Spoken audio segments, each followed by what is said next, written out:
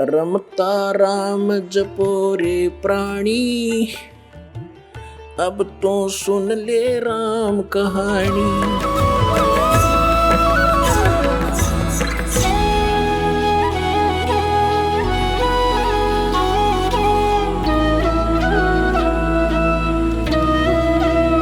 जैसे एक चोर आकर के एक नेक व्यक्ति के घर पर रुक गया, राह चलता अतिथि बनके।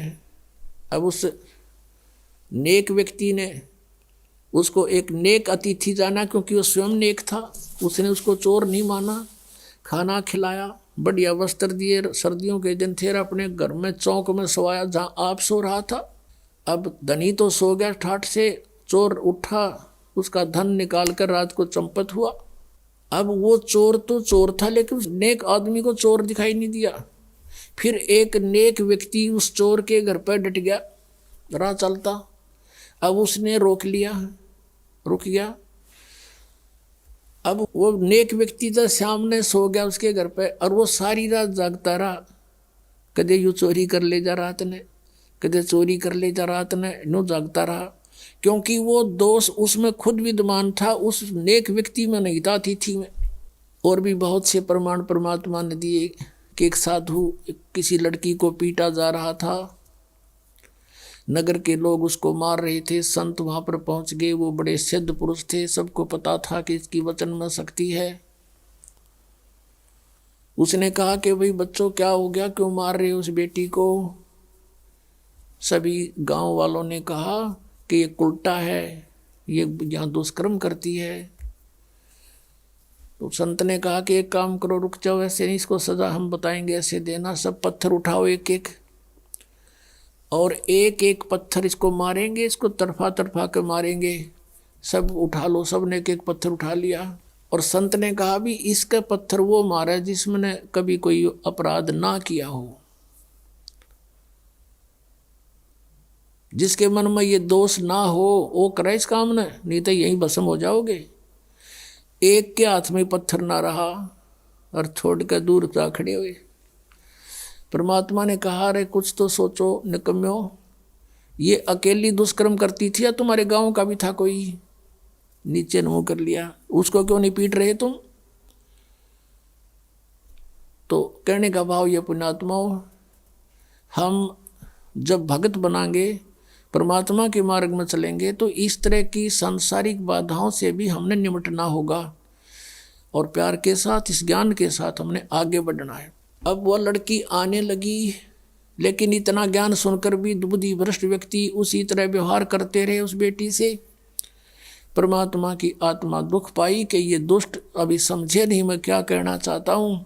अरे जब इनके इतने कष्ट थे, सब सो जिक्र करा करते हैं, भगवान हमें ऐसे सुख हो गया, मुझे ऐसे सुख हो गया, आपकी दया होगी, हमारे तो बुरा हाल हो रहा था, आपने बसा दिए। और आज स्वयं ये प्रभु पा के गए यहाँ पर अरेंजमेंट करने वाले। तो परमात्मा ने क्या किया, वह लड़की को बहुत तंग करने लगे। तो परमेश्वर क्या करने लगे, उस लड़की के घर पर जान लगे, बेटी मैं आऊँगा वहाँ तेरे घर पे। अब वो बदनाम क्षेत्र, और वहाँ कबीर परमेश्वर जावे, और चौक में बाहर चारपाई लगा ले, आंगन में मेन गली के ऊपर गेट, वहाँ सामने चारपाई लगा कर बैठ जा, लड़की बैठ जा सामने, लड़की के पैरों पे पैर रखकर वो पैर दबाओ, और परमात्मा उसके सांथलों पर पैर रख कर बैठ गए। और वो चेले जार न देखे, खे दे ही जा, और भी बताऊँ, कहा जा दिखाऊँ तेरे गुरु जी के कारनामे। अब कहने का भाव यह है कि परमात्मा ने सोची या सुर सुर सुर सुर अच्छी ना होती, लाइन का एक कब परीक्षा कर लो, किसी एक भक्त रह रहेंगे। उनको समझ चुके थे कुछ हद तक आदरणीय रविदास साहिब जी, और वो ज़्यादातर कबीर साहिब के साथ ही रहते थे। रविदास जी से कहा कि भगत एक काम कर, एक हाथी ले आ किराए पे, हाथी किराए पे ले आई, और उस लड़की से कहा बेटी कल तो पूरा श्रृंगार करके आ जाना। अब ठीक पिताजी, जो आपकी आज्ञा, आपकी बेटी हाजिर रहेगी। तो उसने ऐसे अपना सारा श्रृंगार किया। और परमात्मा कबीर जी ने क्या किया, एक बोतल में गंगा जल भर लिया, सफ़ेद बोतल में, लड़की को बिठा लिया बीच में, और हाथी के ऊपर रविदास जी को बना दिया ड्राइवर, यानी पीलवान, और आप बैठ गए पिछले साइड में, और लड़की के कंधे पर हाथ रख लिया, आधा लटका न्यू आगे ने चेस्ट की तरफ, और एक हाथ में वह गंगा जल और बोतल पीवे न्यू, और उस लड़की न्यू करे उड़ा बैठे बैठे। अब परमात्मा ने कहा उसको, रविदास जी को, कि मेन बाजार में के काट दिया अपनी गाड़ी को। अब मेन बाजार में के काट दिया परमात्मा ने वो हाथी, और जो देखा वो, अरे कौन है यो भाई, सरेआम वैश्यावृत्ति शुरू करती, कि कबीर है जो लाया धान, कबीर भगवान बतावे थे, उनके चेल्यान लाओ बुला बुला के कि आजा तेरे गुरु जी के कारनामे दिखाते हैं। वो तो उनसा देखा न्यू कहे ना, मैं तो वहीं जाया करता कदे कदे, मैं ना जाता था वहाँ पर, मुझे तो फलाना लेके गया था एक दिन। इस तरह कहने का भाव ये है कि 64 लाख का ग्रुप हो गया था, और इस लीला न देख के एक नहीं पाया टोया भी, सब विमुख हो गए परमात्मा से। अब क्या बताते हैं आदरणीय गरीबदास साहब जी, कहते हैं परमेश्वर ने यह लीला किस लिए की थी, कि बड़ुआ बड़ुआ सब कहें कोई न जाने खोजी, दास गरीब कबीर कर्म यो डारे सिर का बोझे। सब उसको बड़ुआ बड़ुआ कहने लगे परमात्मा को, कोई गहराई से समझ नहीं सका ये लीला क्यों की थी। कि दास गरीब, गरीबदास साहब जी कह रहे हैं कि कबीर कर्म और डाल सिर का बोझ, के ये 64 लाख का वजन धर लिया सिर के ऊपर, एक भी चेला नहीं ये मोक्ष होने दोगा। कहते इनको अपने सिर से पटक रहा है इनको नीचे। अब परमात्मा उनसे कहा करते थे कि जब तुम्हारा विनाश होया पड़ा था, किसी को कोई दुख था, किसी को कोई दुख था, जब तो मैं भगवान था और आज मैं शैतान हो गया, इतनी बुद्धि काम करती है तुम्हारी। अब पुण्यात्मा, वहाँ विमुख होने के दो कारण होते हैं, गुरु से विमुख होने के दो कारण होते हैं। एक तो गुरुद्रोही बन जा, और एक वैसे अपना कोई किसी कारण से गुरु के प्रति दोष ना रखकर उन्हें छोड़ जा मार्ग ने, तो उसमें अंतर होता है।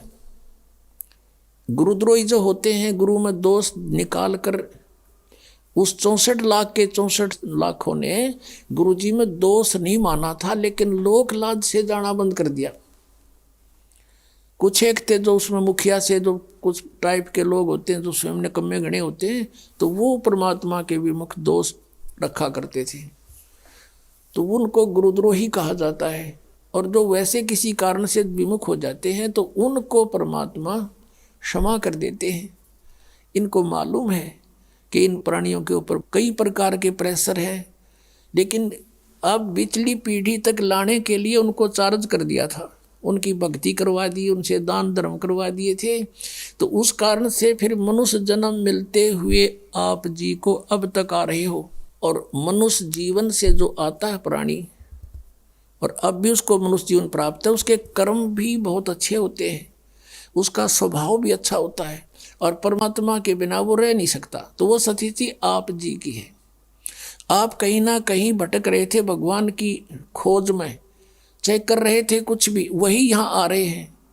या बिल्कुल कोई नहीं कर रहा था, वो कोई एक आधा वैसे संस्कार वश ना उसका, तो वो वैसे एक आधा पुण्यकर्मी प्राणी होता है। वो एक आध कहता है जी मैं तो उसे पूजा किसी की नहीं करा करता, और नास्तिक भी नहीं था, तो वो अलग बात है, और वो भी सुखी था।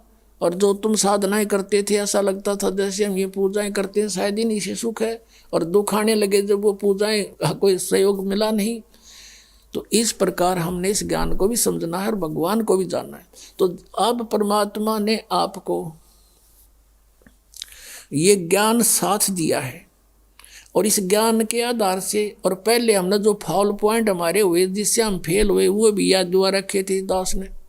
तो ये क्रोथा कांड जो हुआ, इसका कारण यही था कि इस दास ने नकलियां की पोल खोल दी सबकी, और इन लोगों ने अफवाहें फैलवा दी, मंत्रियों की और मुख्यमंत्रियों की, सरकार का सहयोग भी ले लिया, उनको मिसगाइड कर दिया कि वो क्रोधाश्रम में ऐसा होता।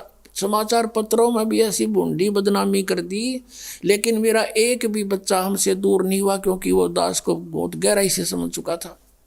तो इसलिए आज वो जो पहले फेल हुए थे तुम, आज पास हो गए। किस कारण से पास हुए?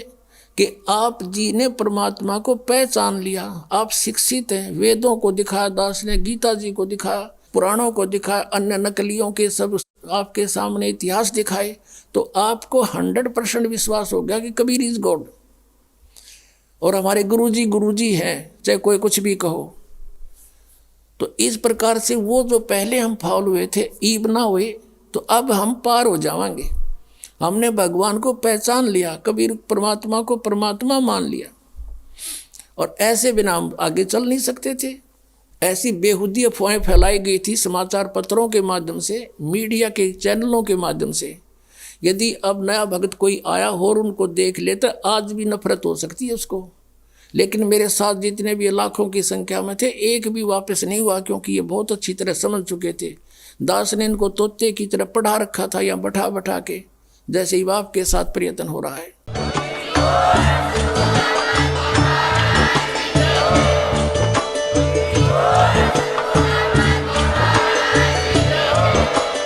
आप सुन रहे थे जगत गुरु तत्वदर्शी संत रामपाल जी महाराज जी के मंगल प्रवचन। अधिक जानकारी के लिए विजिट कीजिए हमारी वेबसाइट www.jagatgururampalji.org। संत रामपाल जी महाराज जी के शुभ आशीर्वाद से पूरे विश्व भर में 500 से भी ज्यादा नाम दीक्षा केंद्र हैं, जिन पर संत रामपाल जी महाराज जी द्वारा ऑनलाइन निशुल्क नाम दीक्षा दी जा रही है। अपने नजदीकी नाम दीक्षा केंद्र का पता करने के लिए संपर्क करें 8222880541।